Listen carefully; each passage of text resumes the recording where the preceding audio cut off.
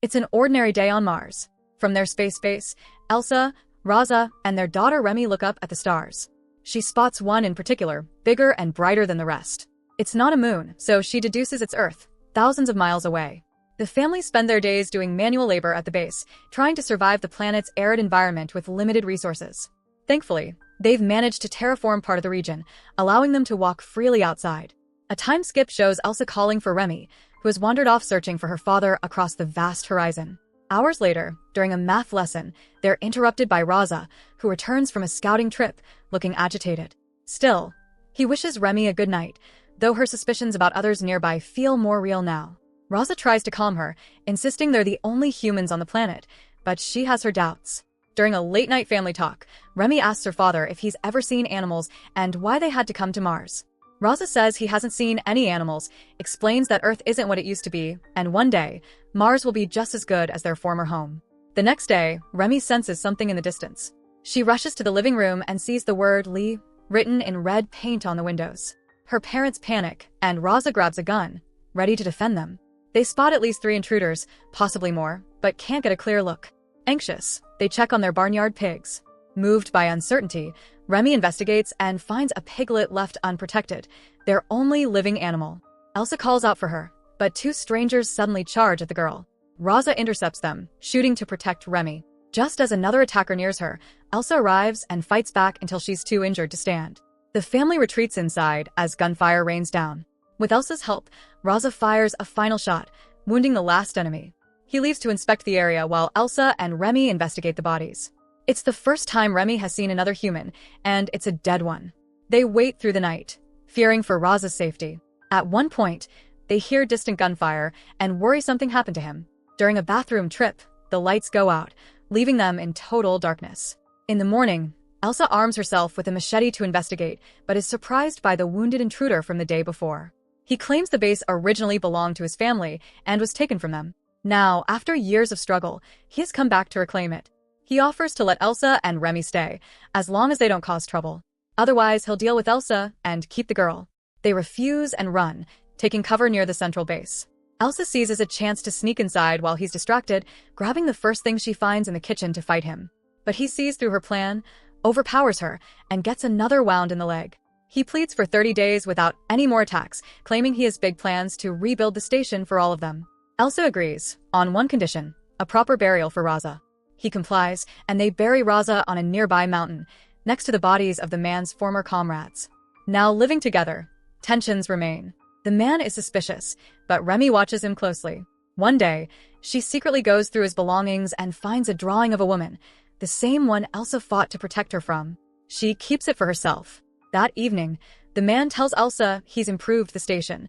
Now, even the faucets work, which they never had before. The next day, a small box-shaped robot activates.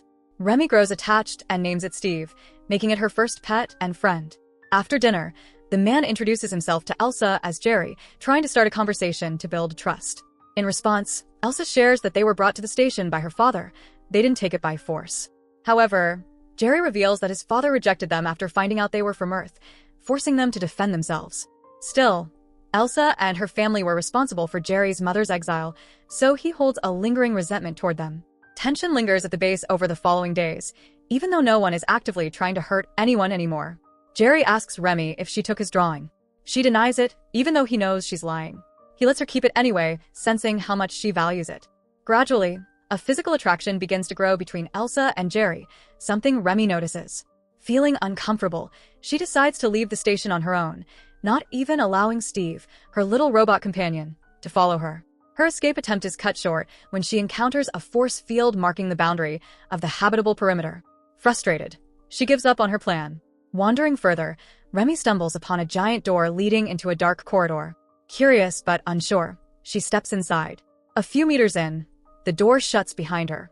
She moves forward with the help of a flashlight ball, but the pressure and lack of oxygen overwhelm her. As she sees a faint light at the tunnel's end, she faints. Jerry rescues her and brings her back home.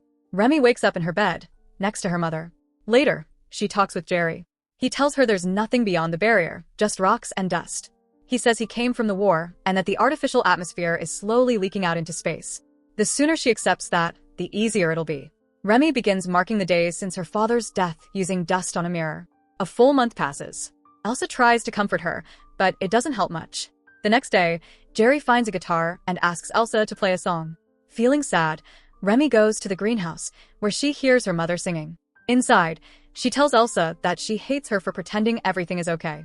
Meanwhile, Jerry puts down his gun in the kitchen. Seeing an opportunity, Elsa plans to confront him, but later realizes the gun is unloaded. It's useless. Determined to protect her daughter, she grabs something sharp instead.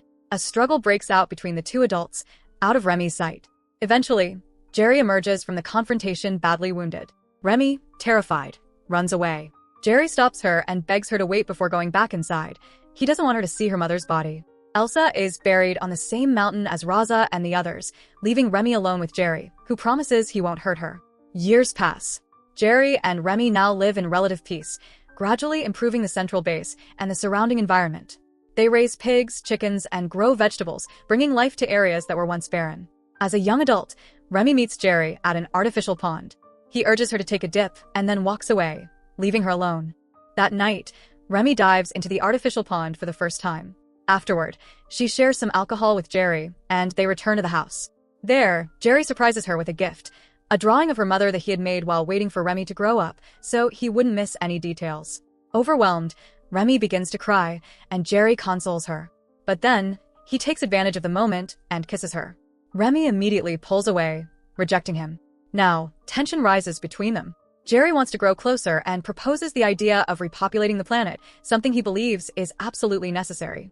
But Remy firmly refuses, not caring if they are the last two humans alive. They argue, and Jerry asks her to reconsider. Steve, the little robot, tries to cheer Remy up by playing ball with her, but she refuses and locks herself in her room.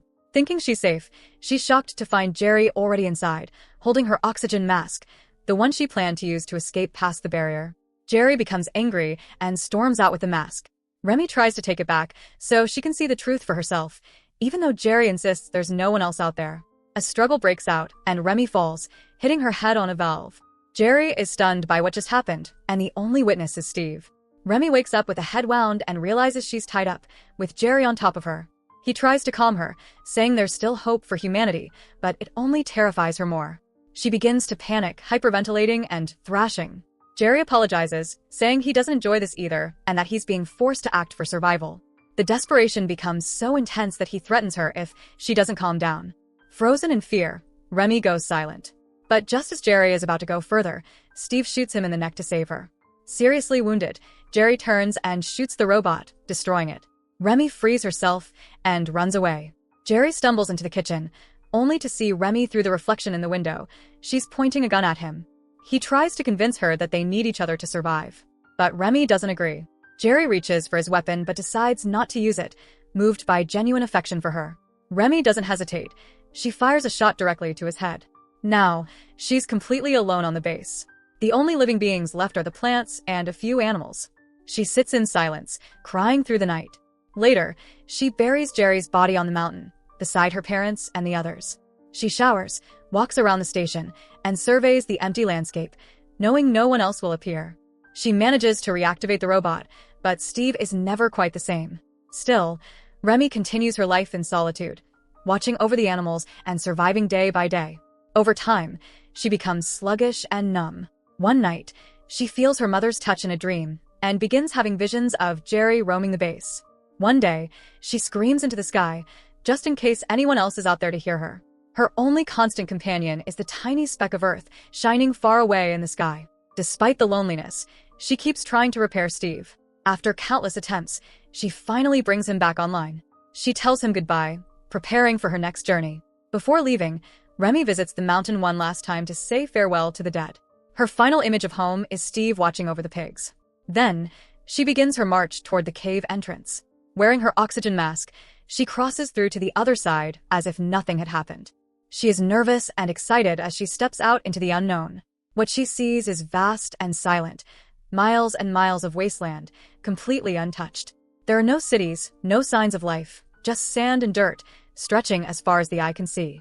As she turns around, she sees the tunnel gate close behind her. Alone in the endless emptiness of the Red Planet, Remy takes her first steps into the great beyond.